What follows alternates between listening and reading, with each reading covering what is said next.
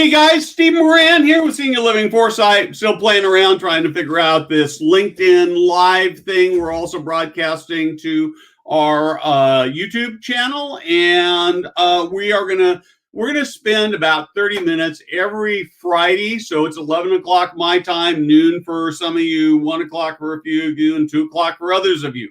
And we're going to talk for about 30 minutes. And really the goal here is the same as we have at Senior Living Foresight, and that is to help people who are great owners and operators of senior living communities lead better, so that they serve people better, so that they have higher occupancy, better lives. And the truth of the matter is that we're really, this is one of the things I love about this industry, is that we are all about changing lives. But to pretend that money doesn't make any difference is also wrong, because if we don't have high occupancy and we don't have reasonable margins, then the businesses don't exist and the people don't get help. And my passion is, frankly, at least as much for the people who are working in our industry, people who work so hard at caring for our residents, and we talk a lot about them as being heroes, and they rightfully are our heroes. But I'm not sure they still work so hard, and I don't know that they get all the praise. You know, one of the things I was thinking about this week, and I'm actually going to do a separate video about this, but one of the things I've been thinking about with these people is that no leader, to the best of my knowledge, no leader in the course of their work in senior living has died from COVID. And yet we've got hundreds of people who are essentially nameless and faceless to the industry as a whole, who've gotten sick, who've passed away, whose families have had grief. And I know that in the local place, people know, in local communities and local companies, they know. But the price is very, very real. So right now, it looks like Lewis is not going to be able to join us today. So I'm going to go ahead and invite Rachel Nader on to join me. And I haven't actually known Rachel for very long, but I'm just completely in love with her.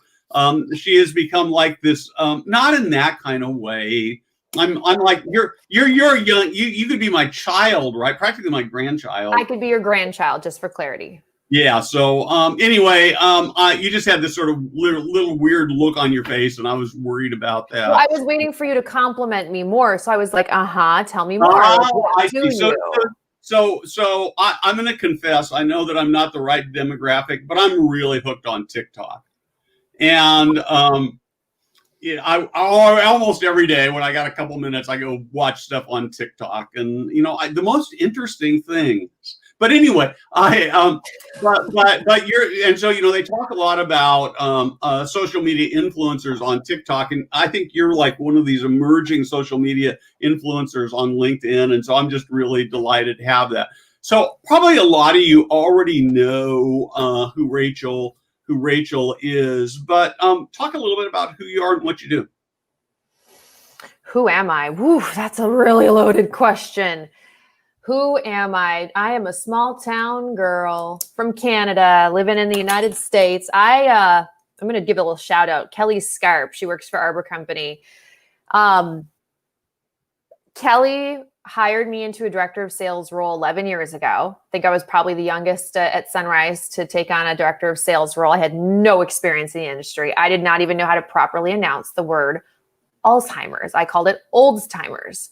And she still hired me. Go Kelly.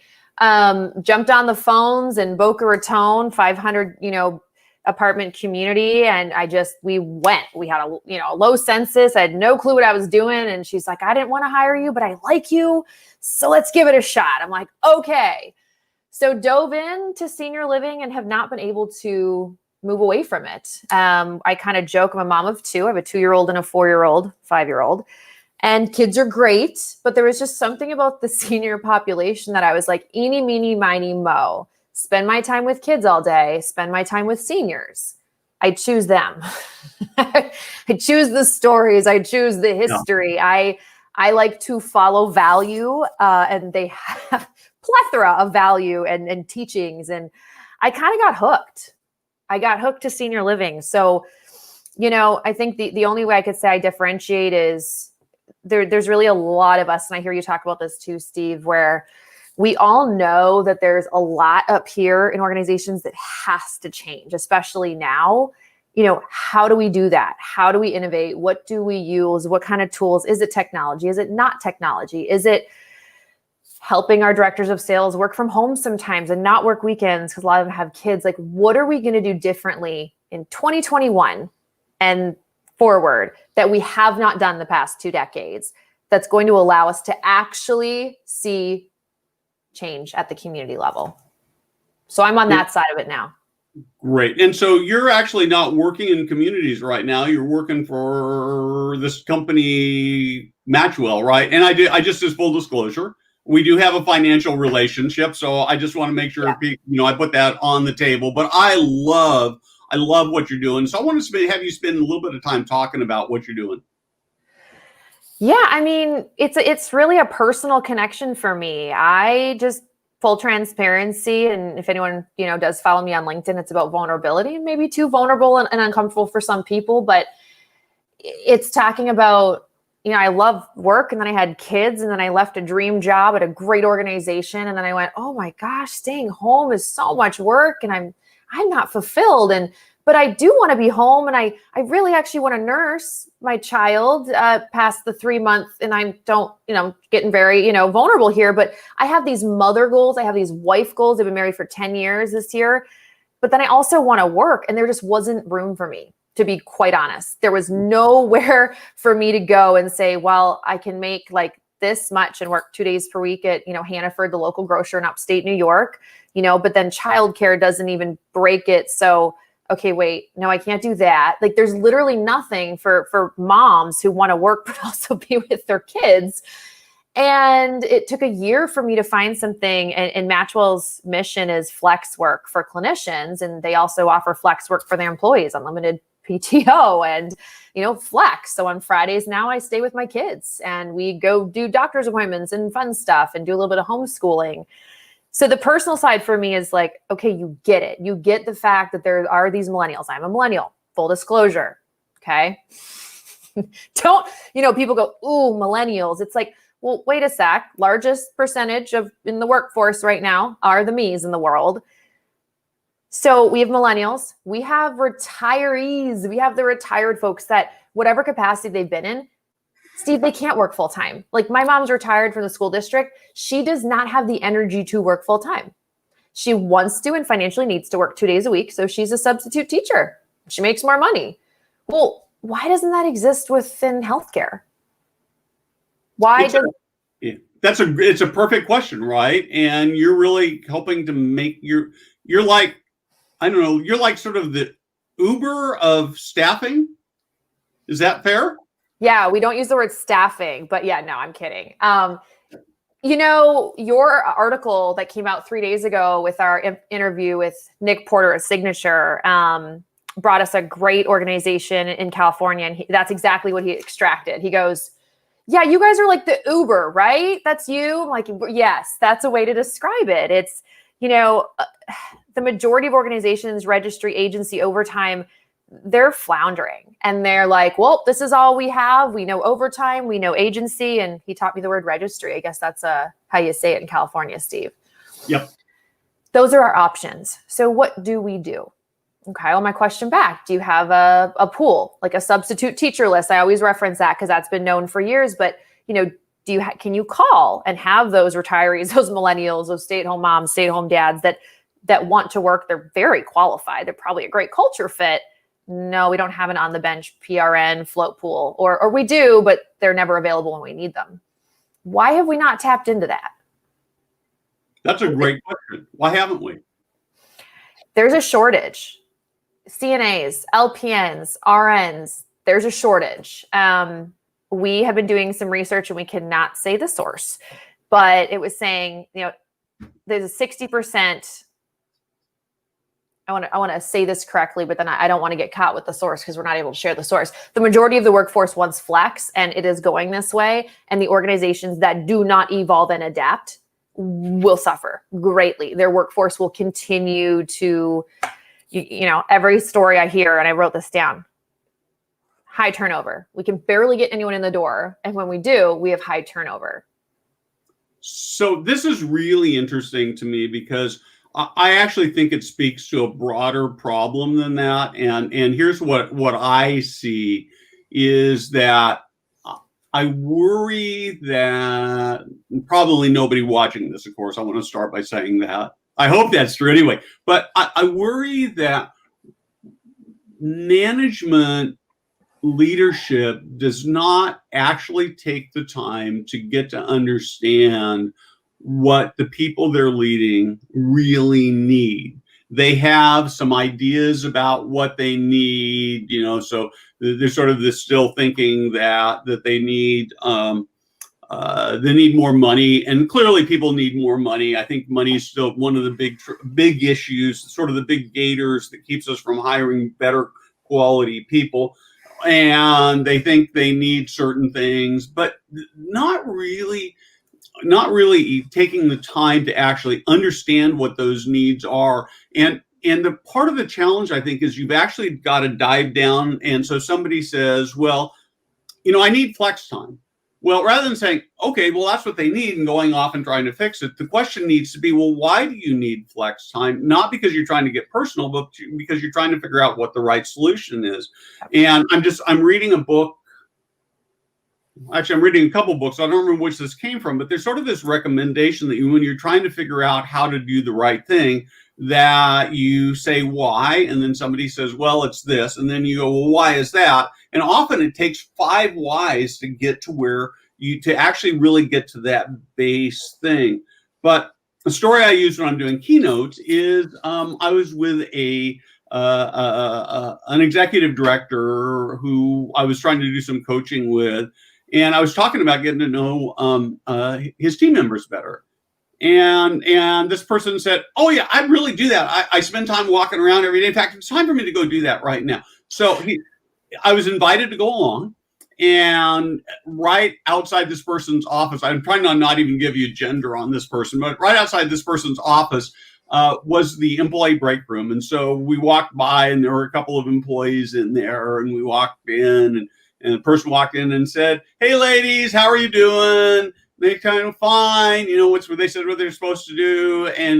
And so it was like, okay, let's go to the next place. And I said, wait a minute, I want to ask you a question. So I said, if there were just one thing that would make your work environment better, what would it be? And what was really cool about it is they each had one suggestion that was so easy to do. It was so simple. I mean, it would have been nothing. And so I thanked them for that. And we walked out, and this person turned to me and they said, see, I listened, but you know what? I guarantee you, they never did those things because physically they listened, but they never internalized it to do something with. So, so this is a great question in the chat. I want to ask you this, Rachel. Yeah. So I agree we have to have staffing challenges. How do flex folk get to know residents and their likes and dislikes? How do we get the same level of care and knowledge with permanent staff? That's a great question, Robert. Thank you for that. That's a really good question, because as we look at senior living, and I come from I started at Sunrise, a great organization where it was championing the quality of life of your seniors. And then that's what we sold. I mean, they're coming and they're going to see the same faces, and we're building care plans because we personally know them. We know things about our residents that the in and the outs don't have. And the best way that I can explain it, and this does come down to community leadership as well, especially for, we've got some champion partners right now, users in our tech platform, where they're really building those relationships with the flex staff. So, I think of it this way. So Robert, my mom has built great relationships with two schools in particular. Well, they now call her every time they have an opening. So she walks in at least once a week to each school, and they're like, oh, it's Mrs. Blank. Oh yeah, we love her. We know her.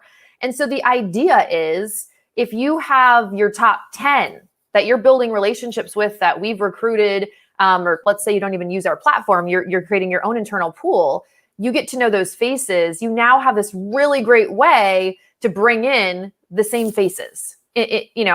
Overtime, okay, you got same faces, but you don't want to do overtime. Well, agency, you definitely don't want to go there. There's the internal discrepancy of the huge pay gap. There's the different person and whatnot. So it's building the relationships with those staff and knowing that every time within our platform, for example, you would schedule the opening and then, Karen would raise her hand. You're like, great, we're getting Karen back. She was here last weekend.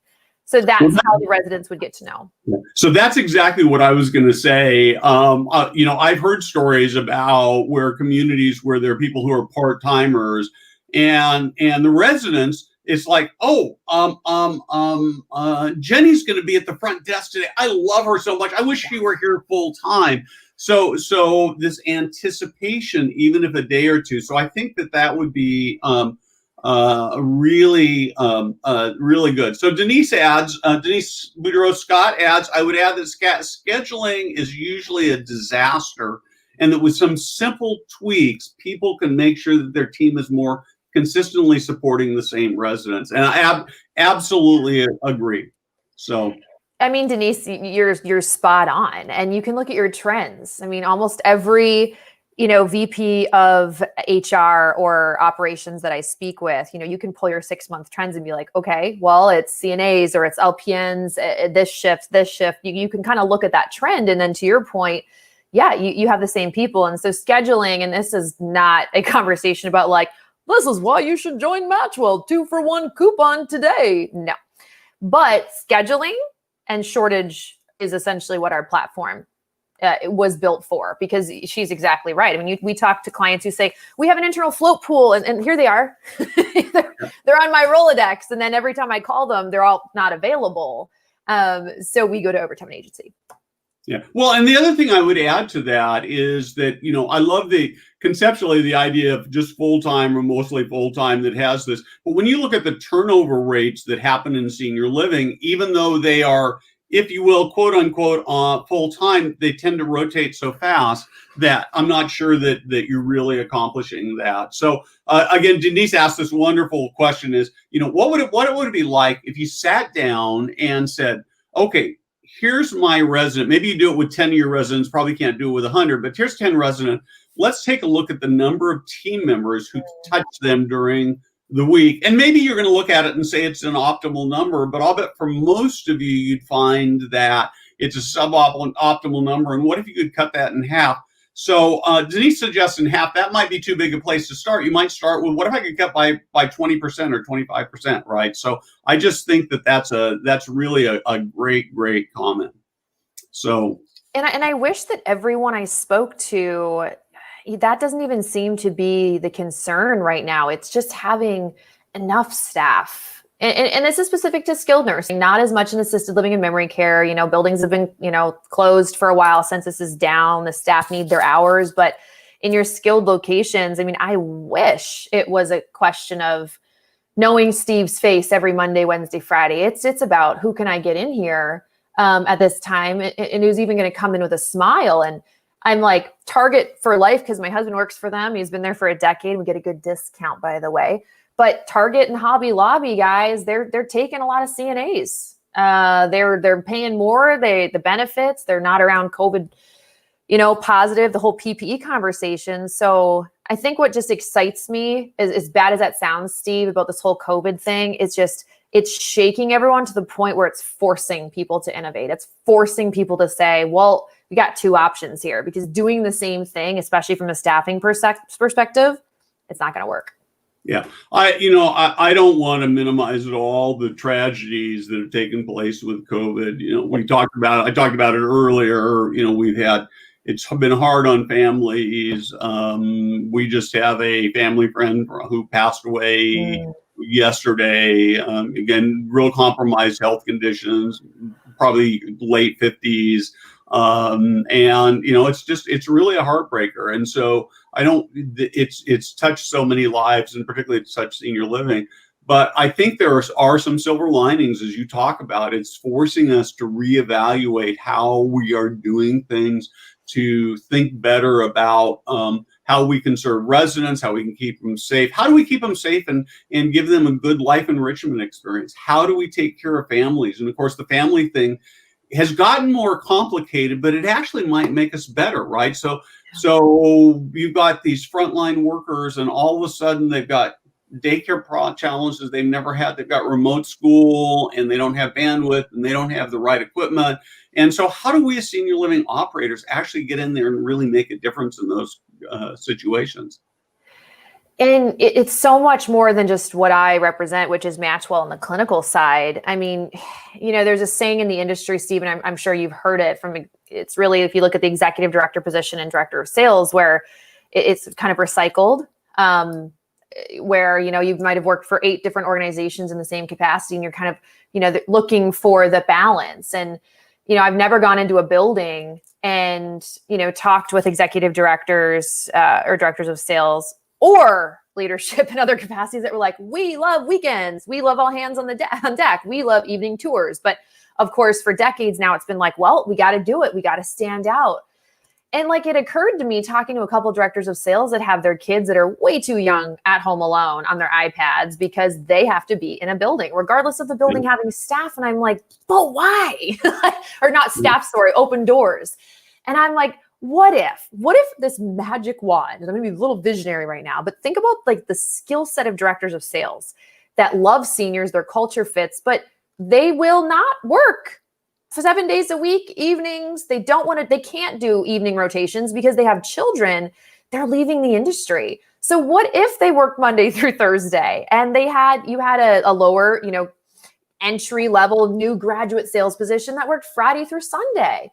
No manager has to work all hands on deck. Nobody has to cover, and you got to train somebody who's in housekeeping to do a tour. Like, I get that we say all hands on deck, but does anyone really want to do that? And so obviously I'm not here to say, because I know the conversation's going to go like, well, then if the ED wants it, and then if this person, and I get that there's this big conversation, and this isn't to answer today, but it's to think through, how can we retain really critical staff in the industry and not lose them? And look at the turnover. I mean, it is so expensive to lose staff and train them again. So how can we figure out, to your point, Steve, what do you need?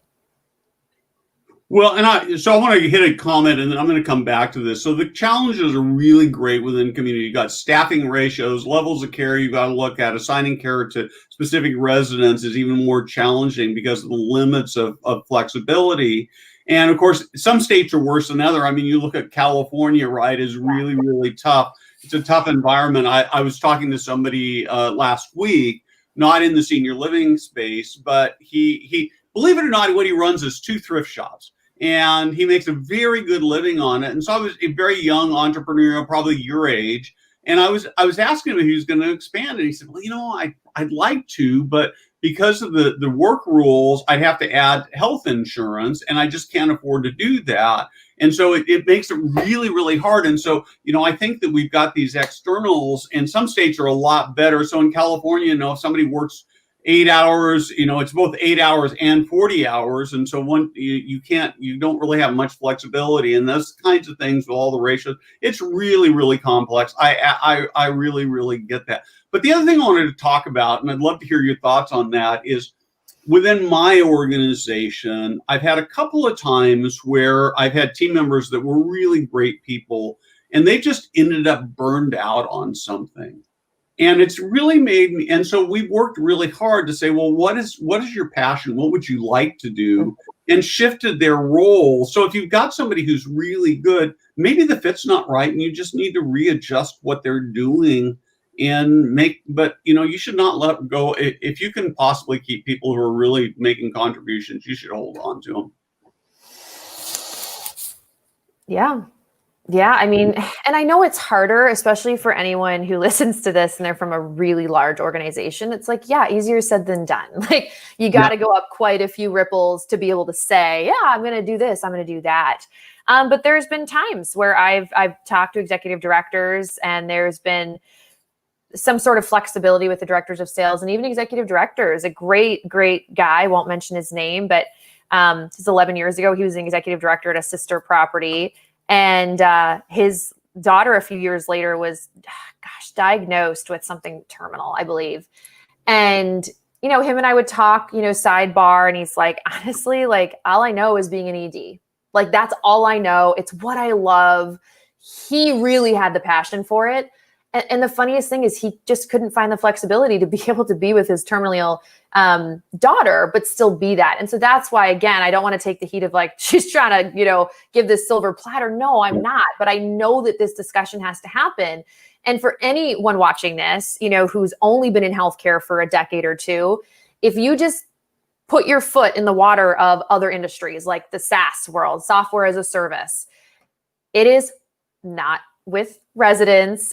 There's going to be its own dynamics, but they have completely evolved everything from PTO to this to that. And they've really just said, well, we know we have millennials and we can all laugh, Steve, but when I say millennial, what does that mean to you? I'm putting you on the spot. So I want to get to that, Rick. I think that is a great question. So so when I think millennials, so I'm going to tell you that that's not I'm not going to give you the answer you want, because even though I am solidly in the middle of the boomer generation, I think I have more of a millennial heart than I do a boomer heart. I would agree. So I actually think that millennials, so there are two ways to look at millennials for us, or really any profession. Millennials have this unique view of the world that says, I want more meaning in my business. I want the world to be a better place. I want to be a part of making the world a better place. And so you can either fight that and say, well, this is a business, or you can say, oh, that's cool. That's really what we want. I just think millennials have the ability to transform our industry. So I actually am a big fan of millennials. So. Well, I mean, if you would have talked down to millennials, I would have been a little upset. Yeah. Rick, can I touch on that real quick, Steve? Would you please do? Yeah. So Rick, we recently brought on someone else to our Matchwell team, and she came straight from the hospital world. She was an executive director in the hospital world. And when I posted that on LinkedIn, right? Why not flex? Why not this? That was exactly, she picked up the phone. She goes, Rachel, I love your content, but like, let's be realistic. This has been a pain point for decades in the hospital world, and one manager wants it and one doesn't. So I did a bit more research, and there have been buildings successfully do it. There have been communities. And what they told me is that they ask their employees, because I could go to Steve and Steve could say, I don't really have much else going on. Like, I really like to be here with the residents. I want to be here 5 days a week. And I actually really do like to rotate weekends because, I've heard some managers on duty say it's quiet. They get their work done. They get a little bit more flexibility with the residents and how they get to engage with them. And that is what they love. But then you get the other manager says, oh, I love what I do. Don't get me wrong. But, my kid has choir practice every day at 3:00 on Fridays, and I don't want to miss that anymore. Like, I really want to be more a part of my kids, at this age. And so they said they successfully did it through asking each individual manager, department head what they wanted. And that's where kind of Matchwell comes in from the frontline staff, or even from leadership and nursing. We recruit and pre-vet the clinical staff so that you have that ability to bring those in. My passion also kind of comes for the operators and, sales folks on the front line, because I've talked to so many that are so burnt out on the verge of leaving. And I would hate for us to have to bring in the non-senior living. Sometimes it's good, but we got some good people in the industry I don't want us to lose. Yep. I agree with you. And one of the things, Rick, and I would actually think this is a great discussion. Maybe you'd even come on with our Foresight TV to talk about this idea of fairness. I sometimes worry that we get so focused on fairness that we treat the crummy employees, crummy maybe not the right word, but we treat the mediocre or average employees the same as we won the superstars. And so I'm not sure I understand the question well enough, so I want to be a little bit careful here. But I'm not necessarily a great fan of fairness because, if somebody is really giving it their all, they probably deserve more consideration than somebody who's just coming in and punching the clock. So, we've seen that. So, one more comment, and we're just about out of time here. Need to keep rethinking job description requirements for non-clinical and the usual talent pools. Bring in talent from outside the industry. We need fresh perspectives. Look at this distressed hospitality sector to produce available talent. I just think the hospitality sector, and we see some people who are doing that. So. Yeah, no. Hey, Shane and I spoke yesterday. So thanks for coming on. No, you hit the nail on the head. So it's kind of to summarize, because gosh, we've got 7 seconds to go before Steve kicks me Yeah, we out can of run over a little bit, fortunately. So it's not He's like, gonna, it's not hit like the a button and broadcast TV. I'm out of here. That's right. Keep the good people. How do we figure out a game plan to keep those good people that we do not want to lose? And then to Shane's point, when I was at a Sherpa conference, Sherpa CRM, no, I'm not paid to say that, but I love them. I spoke to a consultant in the space that said the most successful candidates she brought in were Macy's perfume sales guys, gals. They said they like evenings, they like weekends, they're used to it. Right. They are not bold to close. And, but it was interesting to go, you don't really think about that. Every job description's like 10 years of this, 5 years of this, senior housing, but keep the good ones, make a plan to keep the good ones. And if that's flexibility for these poor working parents right now, let's do that. And then bring in the Macy's, Shane. Yeah. And the last thing I would say to close this out is, first, Rachel, thanks for joining me today at our first ever Foresight LinkedIn TV broadcast. I think that the most important thing we can do as we look to attract new people and as we look to retain the people we have is to be talking about how we are not just cleaning floors, giving baths. We're changing people's lives. We're making the world a better place, and that we're on this mission. I'm going to close out with one. Don't have time to share it, but I got this random out of the blue message through Facebook Messenger early this morning from a guy who's probably, I'm trying to think, he's probably late 30s right now. And he said, I don't know why your name came up, but when I was a teenager, you took me on a trip to Mexico on a mission trip during spring break. And he said, somebody had asked me when the most spiritual time was in my whole life. And he said, it was that time, and it was because of what you did. And even today, what you did on that week or 10 days in Mexico has changed my life and transformed my life. And what's the coolest for me about that is now he's leading out other kids. And so what I did for him, he's now taking and passing it on to another generation. And really, that's our opportunity in senior living as we touch teens, our team members, as we touch family members, and we touch residents. So, Rachel, thank you very much. Thank you for watching. We'll be back again same time next week. And we just are barely over. So with that, 2 minutes and 33 seconds. Yep. And we'll put Matchwell's link to Matchwell's website in the comments under the video. So Steve, if you do put on lipstick, you will get more views and reviews on this. I just want you to know there's a whole a plethora of people waiting for you to put lipstick on. That's right. We forgot to touch on lipstick. But the worst part of it is that you're right. I probably get more comments, but I'm not sure that they'd be positive. The right comments. That's true. So that's right. So anyway, thank you very much. Have a great weekend, everybody. Thank you for changing the world. Bye, guys.